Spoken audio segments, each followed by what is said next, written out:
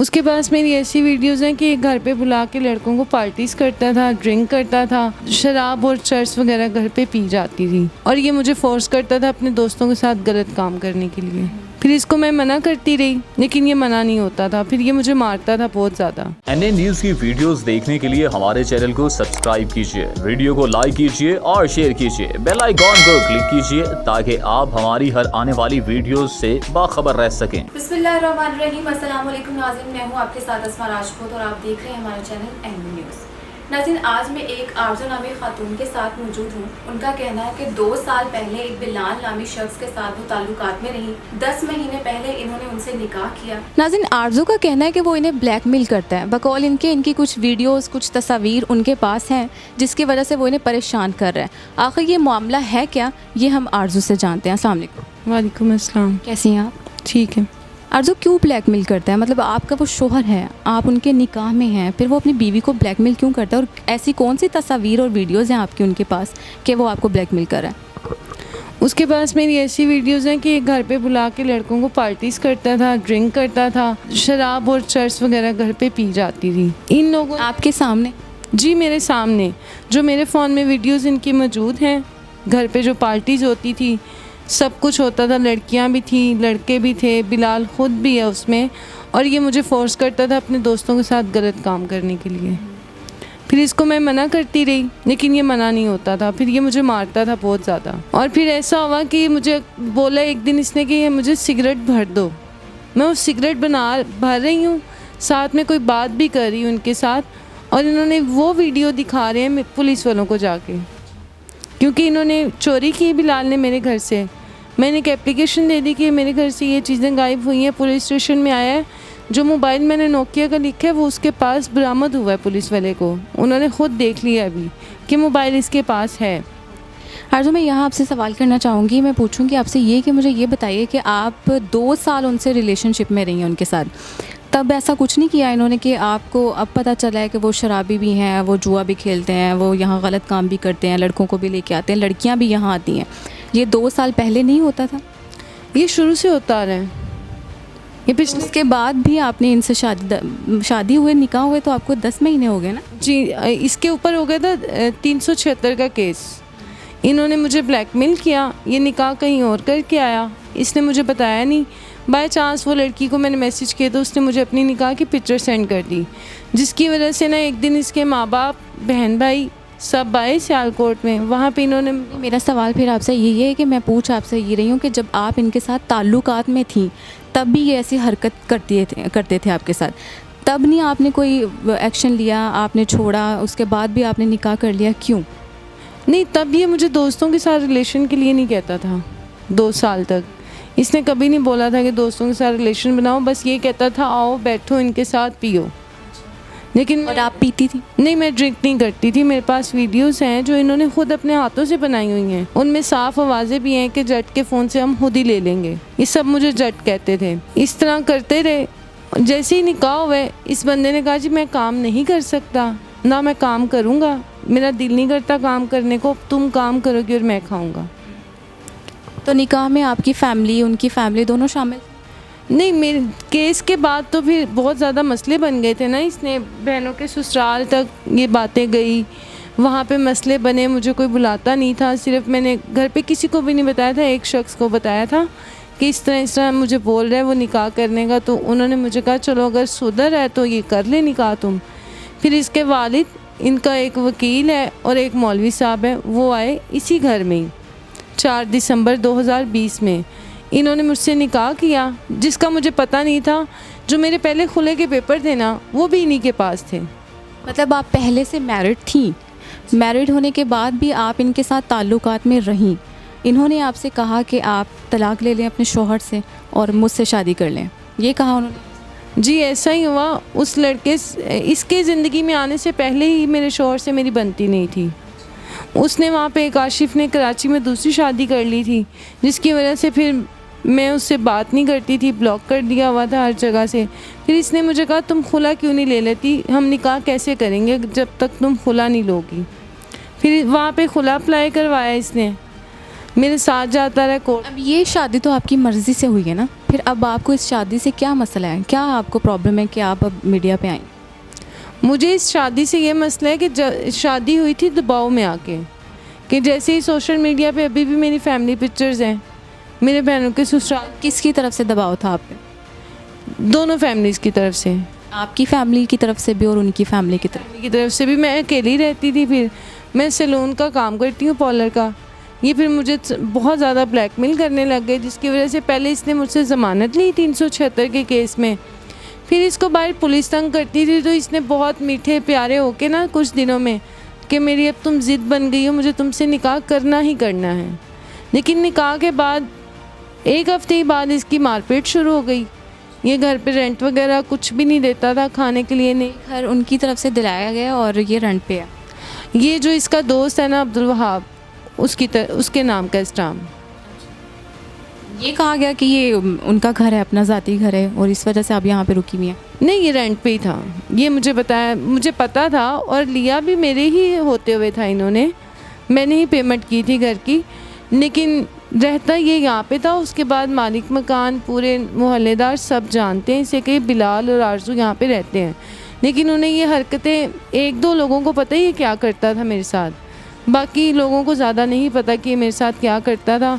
मारता था, मैं कुछ भी मांगती थी या कोई इसे काम का कहती थी कि बिलाल तुम काम पे जाओ, तो ये फिर मुझे मारना शुरू करता था। 1-2 बार इसने मेरी फैमिली में बैठ के भी बोला हुआ है कि मुझसे अब काम नहीं होता, ये काम करेगी और मैं खाऊंगा।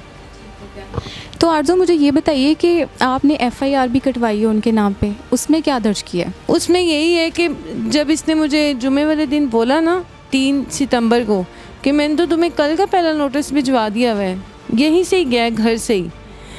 तो फिर जो है ना मेरी तबीयत ख़राब हो गई, मैं जिना हॉस्पिटल गई।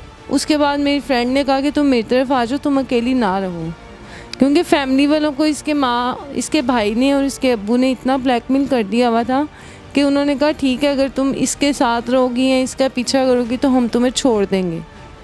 इस वजह से उन्होंने ना मुझे फ़ोन उठाना मेरा बंद कर दिया। अभी उन्होंने बिल्कुल मुझे कहा कि तुम फारिग हो। फिर मैं अपनी दोस्त की तरफ चली गई, वहाँ पे मेरे पास कुछ पैसे ख़त्म हुए मेडिसिन के लिए। मैं घर आई हूँ पैसे लेने, आके देखा है मेरा एक लॉकेट सेट था, एक अंगूठी थी, एक नोकिया का मोबाइल था छोटा, साथ में 36,800 रुपये पड़े हुए थे घर पे, वो गायब थे। जैसे ही मैंने एप्लीकेशन सबमिट करवाई चोरी की कि मेरे घर चोरी हो गया और चाबी सिर्फ बिलाल के पास है मेरे घर की, उसी रात को ही ना इन्होंने मेरे भाई को फिर कॉल करना शुरू कर दी, उसको गंदी गंदी गाली दी। मेरे चाचू को इन्होंने गंदी गंदी गालियाँ दी कि आप लोग अब साइड पे हो जाएं। पहले भी इसने हम पे केस किया था तो हमने बर्दाश्त किया था, इस बार हम इसे छोड़ेंगे नहीं, इस बार आपको पता भी नहीं चलेगा ये कहाँ पे गई है।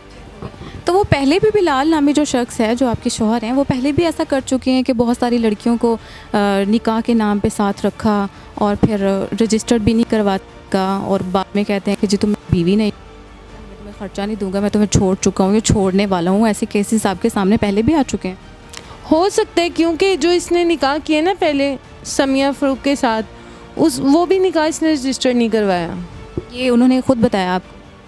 जो इसने मेरा भी रिसेंटली निकाहनामा दर्ज करवाया ना, देखिए आप 4 दिसंबर 2020 में हमारा निकाह हुआ है और 31 जुलाई 2021 में ये निकाह रजिस्ट्रार के पास लेके जा रहा है कि हमारा रजिस्टर्ड करें।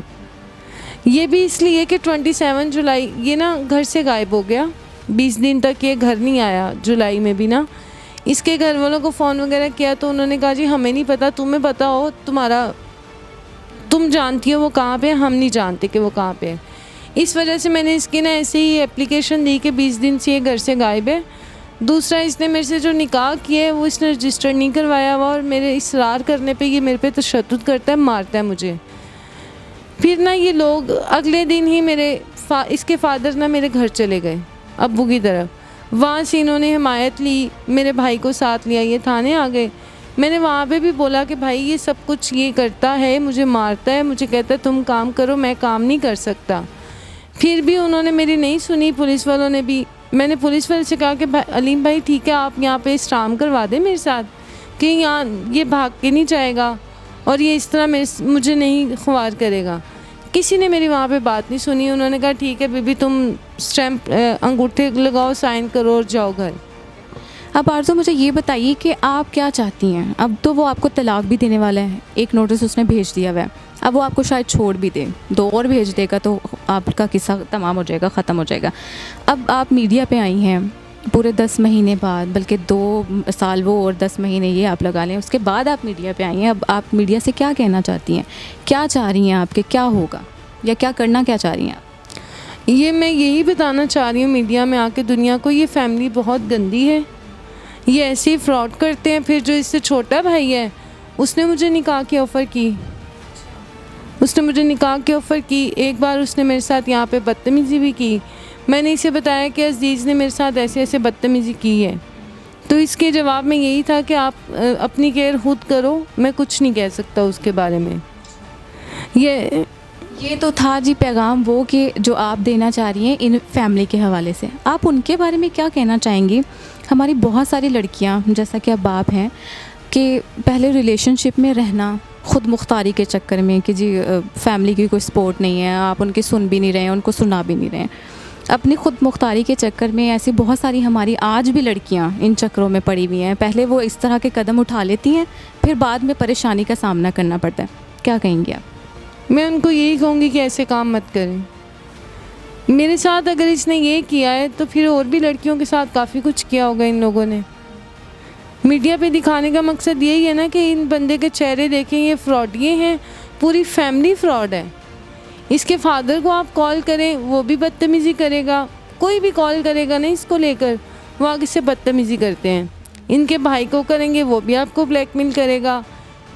बहुत गंदे लोग हैं। इवन कि यहाँ तक 30 अप्रैल 2021 में मैं इसके अब्बू से बात करने फैसल टाउन गई, ये घर से गायब था तब भी। तो इसका छोटा भाई नीचे आया, उसने, इसका छोटा भाई और इसकी बड़ी बहन आयशा जिसका नाम है, इन्होंने मुझे अपने घर के आगे 20 से 25 मिनट तक मारते रहे। इन्होंने मुझे इतना मारा कि वो लड़का मुझे छोड़ नहीं रहा था वहाँ पे। फिर मैंने 15 पे कॉल की। इतनी देर में जब आयशा, इसकी बहन ने देखा कि 15 डॉल्फिन पहुँचने वाली है, इसने अब्दुल अज़ीज़ को भगा दिया वहाँ से। जब वहाँ से भगाया फिर इसने, आयशा ने पुलिस वालों के सामने हलफ उठाया, जी मेरे भाई ने इसे नहीं मारा, ये तो पागल है, ये इसने पहले भी हम पे केस करवाई, ये हम पे फिर केस करवाना चाहती है। फिर बिलाल ऊपर से आया, तब आया जब ये सीन सारा ख़त्म हो चुका था। जाहिर सी बात है वो जो आपके साथ कर रहे हैं वो किसी तौर पे भी आपके साथ रहना नहीं चाह रहे और ना ही आपको कबूल करना चाह रहे हैं। तो नाज़रीन, एंड पे बस इतना आपसे कहना चाहूँगी कि खुदारा ऐसे फ्रॉडिया लोगों से बचिए और अपनी हिफाजत आप ख़ुद कीजिए। बहुत सारी लड़कियाँ ऐसी होती हैं जो गलत कदम उठा लेती हैं, फिर बाद में उनका यही अंजाम होता है। अपना बहुत सारा ख्याल रखिए और होश के नाखून लीजिए वो लड़कियाँ जो ख़ुद मुख्तारी के चक्कर में इन हरकत में पड़ जाती हैं। मुझे अपनी दुआ में याद रखिएगा। खुदा निगहबान।